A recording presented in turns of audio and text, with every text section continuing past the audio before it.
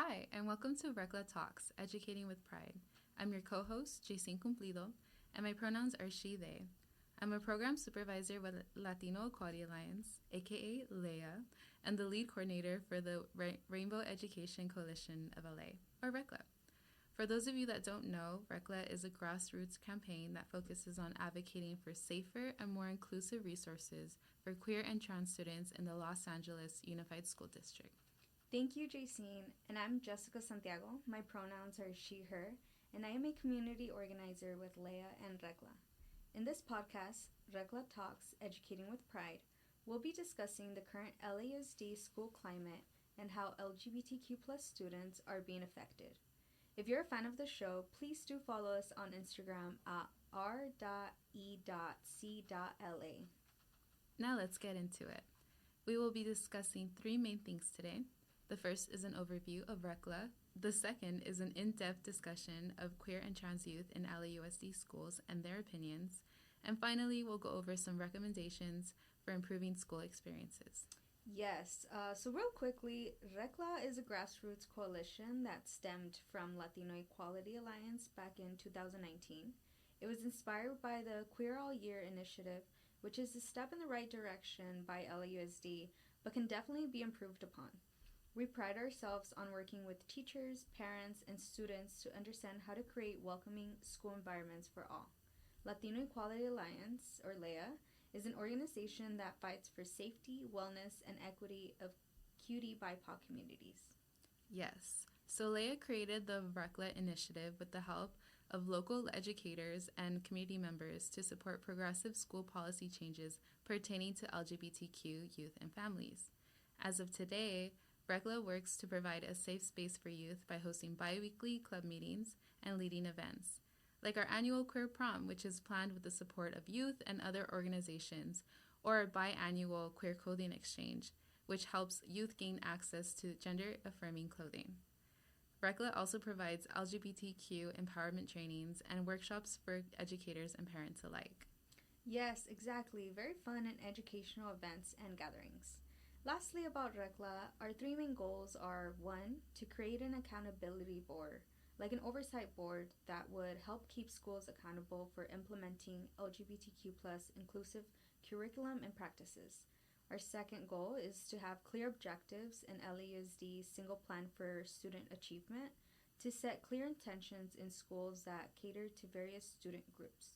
And our third goal is to allocate a monetary budget amount every year for student program and staff trainings on gender diversity. Exactly. Our goals are to ensure queer and trans youth in LAUSD are provided with the best resources to support and thrive. Many youth feel underrepresented and unsupported in schools. In fact, only 56% of youth reported learning about LGBTQ+ history, movements, and/or people at school. This insight comes from online survey responses that RECLA collected from over 100 LGBTQ students from all over LAUSD earlier this year. But I think it's only necessary to hear these concerns from youth themselves. Yes, I'm so glad we went over RECLA's origin story.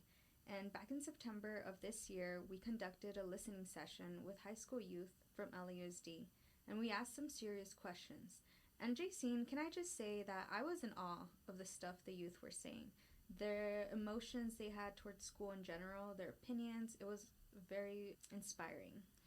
Exactly. I feel the same way. Our youth always have so much to say, and once we provide them that space, like that one time that we had the listening session, I can tell that they felt very validated and affirmed in having their voices heard. Yes, absolutely. We actually have some of the listening session answers from youth. When asked about gender-neutral bathrooms in their schools, the majority said they did not have any, and even the ones that do have it in their schools do not fully agree it has been effective. Let's hear what our youth had to say about it. So, our schools do provide us with gender-neutral bathrooms, but the only issue is that when one or two students decide to not use them for its purposes, it revokes, like the gender-neutral restroom gets revoked from everybody. And in order to use them, you have to find a staff member or an administrator to come and unlock the restroom for you, and they stand outside while you use the restroom. and it's kind of very awkward, and it's really not like the best, because other than that, you either have to use the female or male restroom. And it's like, there's obviously students who aren't in that category, or who just generally want that privacy, because the gender neutral Wow, isn't that so concerning that students actually have gender neutral bathrooms, but they don't have access to them readily available? Isn't the whole point of gender neutral bathrooms to provide a sense of comfort and safety for all students? Instead, they are being treated like delinquents and having staff wait outside of the bathroom, essentially doing the opposite of the gender neutral bathroom's intended use. This is a prevalent issue that must be addressed.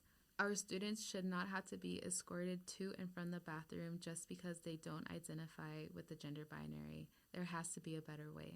And when we talked about how students felt in schools, there was a consensus among youth that did not fully feel safe. One of the youth said LAUSD schools are not properly funded and they have gangs and smoking. And another added, funding affects student success. Yes, the youth were being so authentic and true to themselves and their ideas that day. And every day, truly, they really understand what is going on and how it's affecting them. Here's another recording about youth safety. I don't personally feel like that safe, if like safe at all, at my schools, mainly because like even walking around my school, because of where it's located, because of all the gang violence and like homophobia and sexism and everything, because it's like no matter what, that someone is gonna have like something out for me because of like everything I identify with, because I have so many minorities for them to choose from, for them to want to harass me for, that I don't think I'll ever truly feel safe in a sense, because if they're not coming at me for being trans, it is because I'm queer, or it's because I'm Hispanic or Mexican or anything, or it's because I don't look Hispanic enough because I'm very white passing. Wow, isn't that testimony so telling?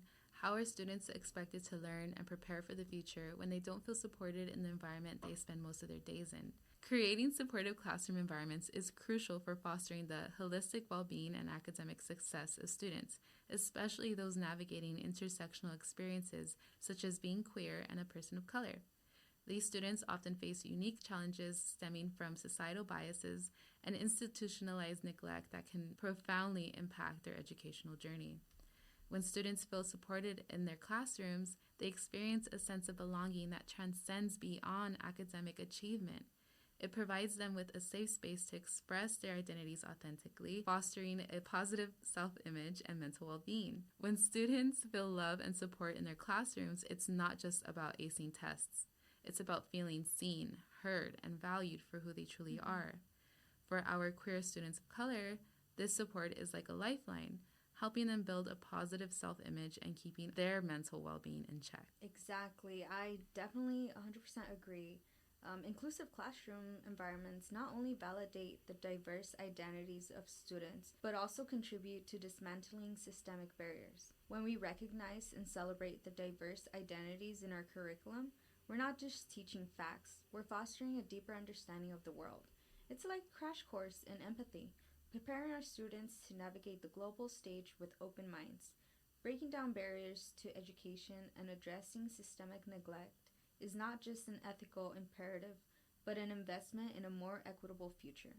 By creating environments that embrace diversity and actively counteract institutional neglect, schools become catalysts for positive societal changes. Yes, and our world definitely needs more empathy. At first, this work might seem overwhelming, but as history has taught us, systematic change is possible. It may not happen overnight, but we can take the first step today. If you're listening to our podcast and you care about this cause, whether you're a student, parent, educator, or community member, your voice matters and we need your help. That's right, JC. Anyone can be part of our movement. We'll share some details in a bit about how exactly you can get involved with RECLA. In the meantime, here are some easy ways to support our queer and trans students in school. Firstly, you can practice sharing and respecting pronouns. Our RECLA survey showed that only 50% of teachers utilize this practice. This will help normalize sharing gender identities and reduce the chance of misgendering students based on assumptions. So true.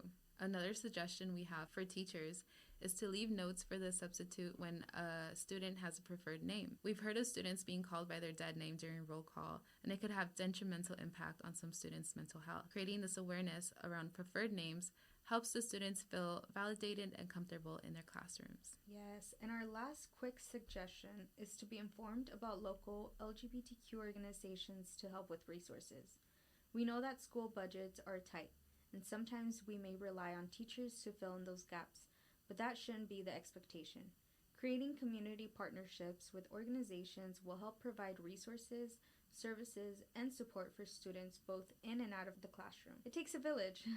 For schools in Boyle Heights, East LA, and Southeast LA, Latino Equality Alliance is always here and open for partnerships.